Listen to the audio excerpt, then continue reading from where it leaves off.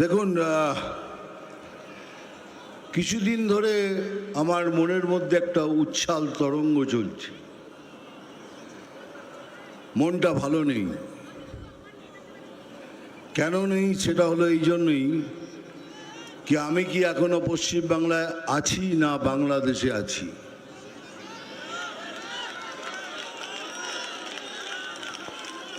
কেন না, তাহলে এরকম কেন হবে? ওখানে কেউ হারমোনিয়াম কেড়ে নিচ্ছে, তো ওখানে একটা বাচ্চা মেয়েকে মায়ের গান করার জন্য তাকে বাধা দেওয়া হচ্ছে।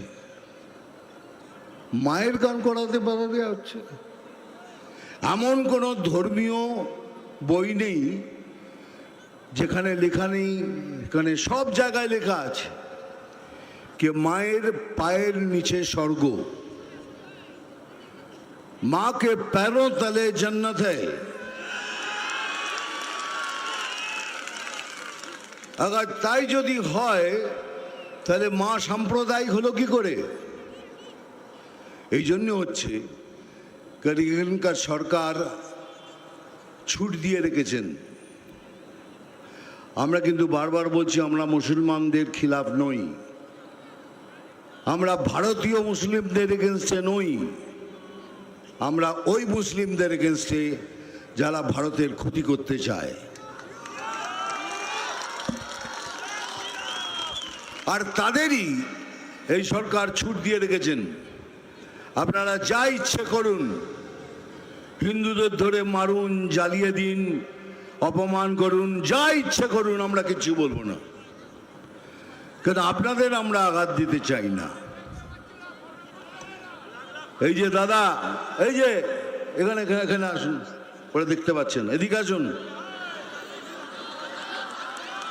আমাকে ডিস্টার্ব করছেন এসব ব্যবহার করে।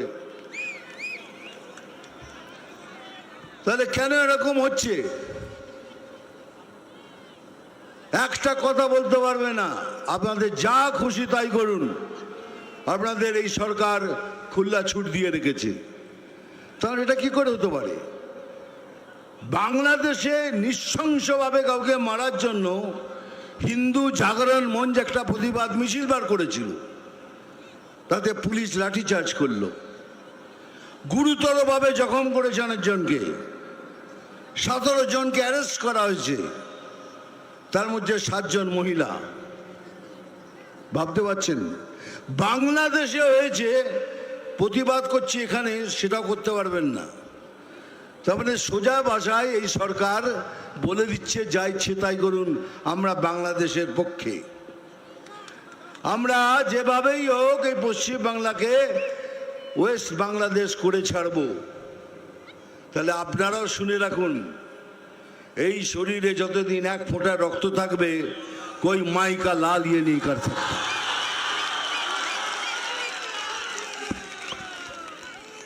আর সেদিন আসছে, খুব তাড়াতাড়ি আসছে। আপনাদেরও বলে রাখি, যে যেভাবে আপনাদের সাথে ব্যবহার করবে ঠিক সেইভাবে তাদের ব্যবহারের উত্তর দেবেন, তা না হলে এরা সোজা হওয়ার লোক নয়। এরা তো দুর্নীতি করবে, এরা তো ওরা জীবনে যখন পয়দা হচ্ছে, জন্ম নিচ্ছে, বলে ওরে তোদের ঘরে আর একটা দুর্নীতি জন্ম করেছে,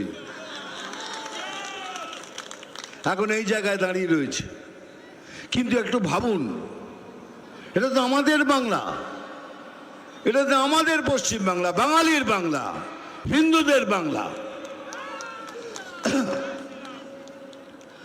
যদি এরকম কিছু হয় তাহলে আমরা কোথায় যাব? ওদের তো অনেক দেশ আছে চলে যাবার, আমরা কোথায় যাব? কাশ্মীর ফাইলস যদি দেখে থাকেন, কাশ্মীর ফাইলস যে বইটা আমি করেছি, তাতে দেখবেন হিন্দু ব্রাহ্মণদের ধরে ধরে ওখান থেকে নৃশংস হত্যা করে ওদের কাশ্মীর থেকে বার করে দেওয়া হয়েছিল। এখন কাশ্মীর দারুণ জায়গা হয়ে গেছে।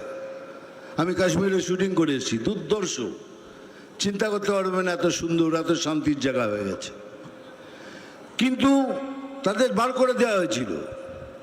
এখন কি সেই পরিকল্পনা করছেন যে আমাদের এই বাঙালিদের, এই হিন্দুদের এখান থেকে বার করবেন? বার করে কোথায় নিয়ে যাব? কোথায় যাব আমরা? সেই জন্যই বলছি,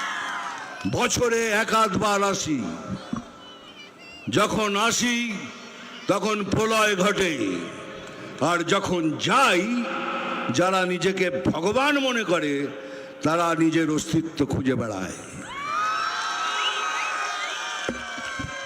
জয় হিন্দ, বন্দে মাতারাম, ভালো থাকবেন।